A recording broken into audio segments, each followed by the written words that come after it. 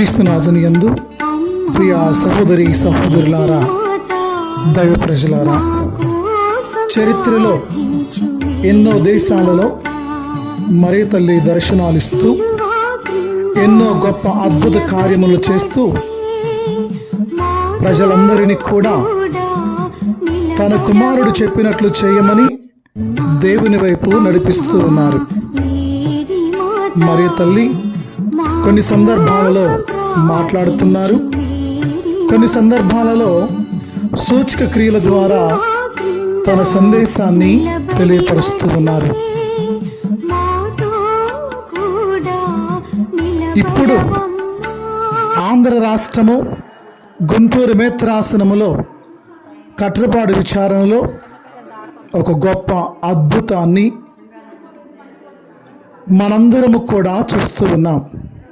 అదే ఆగస్టు 16వ తారీఖున మరియ తల్లి స్వరూపము నుండి, అనగా తన ఎడమ కంటి నుండి రక్తము కన్నీరుగా కారటము చూస్తూ ఉన్నాం.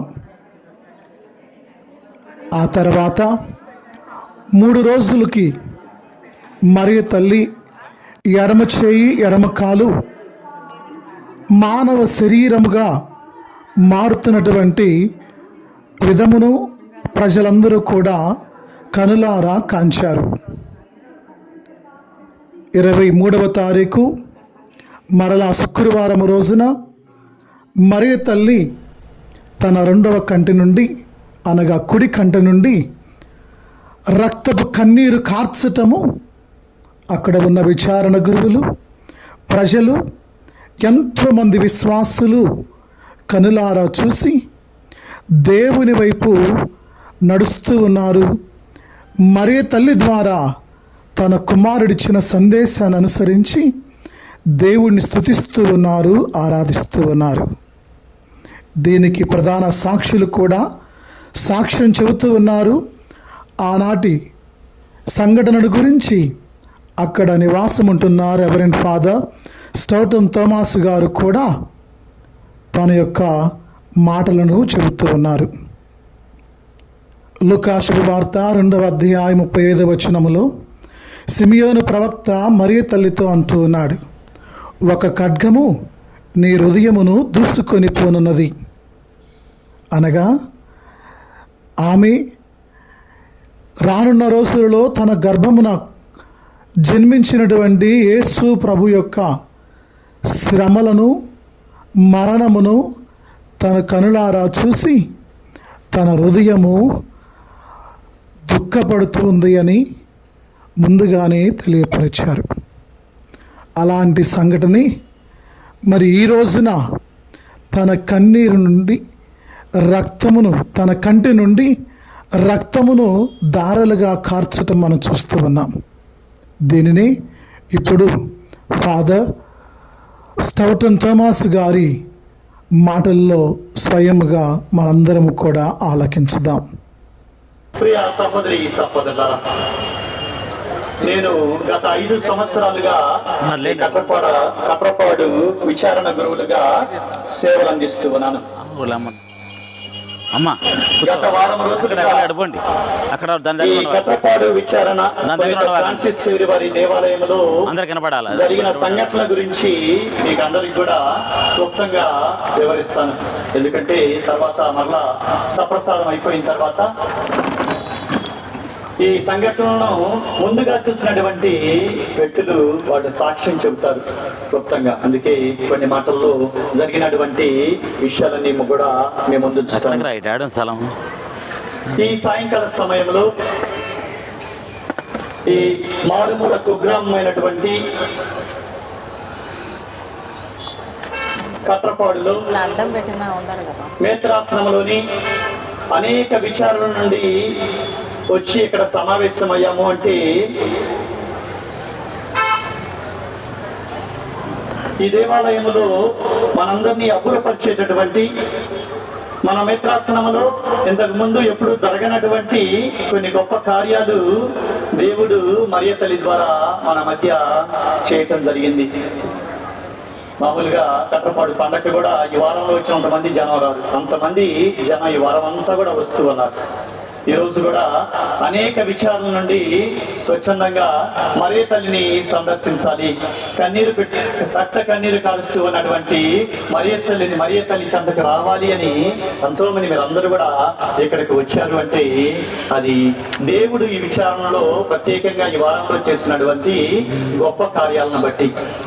ప్రియ సహోదరి సహోదరులారా, ఆగస్టు 16 శుక్రవారం సాయంత్రము 7:30 గంటలకి మొదటిసారిగా మరియ తల్లి ఎడమ కంటి నుండి రక్త కన్నీరు రావటము కొంతమంది మరియదల సభ్యులు గమనించారు. విచారణ గురుడైనటువంటి నాకు తెలియజేయటం జరిగింది. నేను కూడా వచ్చి ప్రత్యక్షంగా చూడటం జరిగింది. ఈ సంఘటన ఈ ప్రాంతంలో ఒక కలకలాన్ని సృష్టించిందనే చెప్పాలి. ఎందుకంటే ఎంతో మంది ఆశ్చర్యంతో ఆందోళనతో ఆ రాత్రంతా కూడా ఈ చుట్టుపక్కల గ్రామాల్లోని క్రైస్తవులు క్రైస్తవేతలు అందరూ కూడా రాత్రి నుంచి తెల్లారి వరకు వస్తూనే ఉన్నారు. జనం వేలాదిగా వచ్చారు ఆ రాత్రంతా కూడా.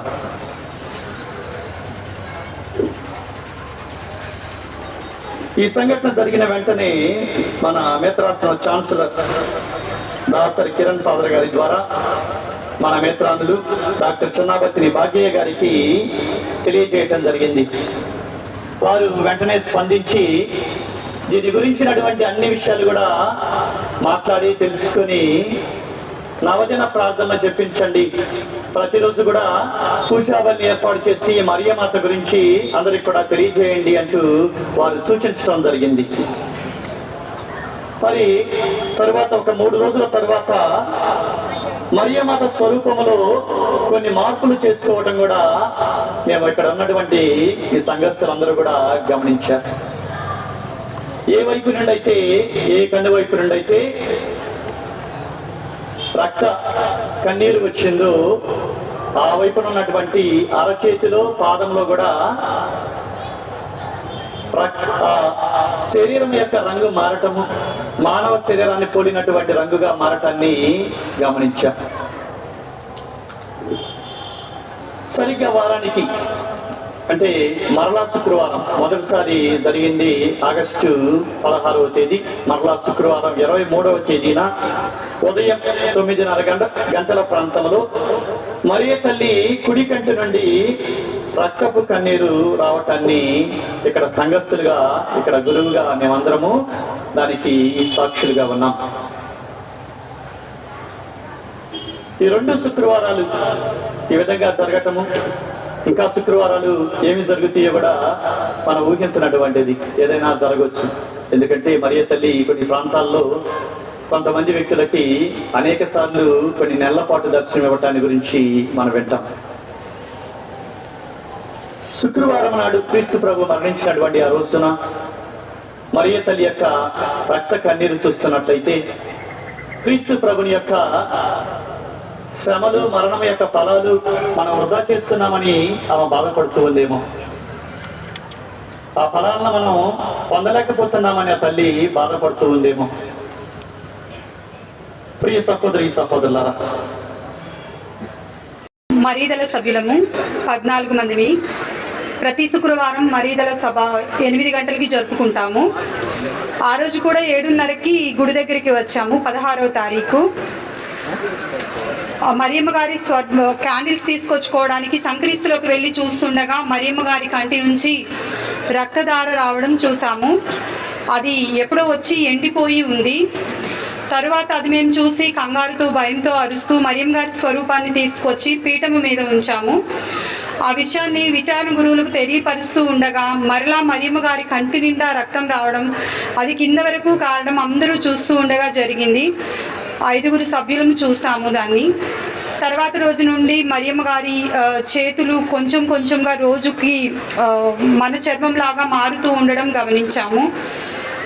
మరలా శుక్రవారం రోజున ఉదయం 9 గంటలకు గుడి దగ్గరికి వచ్చి మరియమ్మ గారి స్వరూపం దగ్గర ఉన్న వాడిపోయిన పూలను శుభ్రం చేస్తూ ఉండగా అప్పుడు ఏమీ లేదు, మరియమ్మ గారి స్వరూపం మామూలుగానే ఉంది చూడ్డానికి. అలా శుభ్రం చేస్తూ ఉన్న సమయంలో మరలా మరియమ్మ గారి కుడి కంటి నుంచి రక్తం రావడం చూసాము. అలా చూసి వెంటనే విచారణ గురువుకు తెలియపరిచాము. ఊర్లో వాళ్ళు, విచారణ గురువులు అందరూ వచ్చి చూస్తుండగానే మరలా ఇంకొంచెం ఎక్కువగా రక్తం కారడం రెండవసారి ఊర్లో అందరూ చూశారు.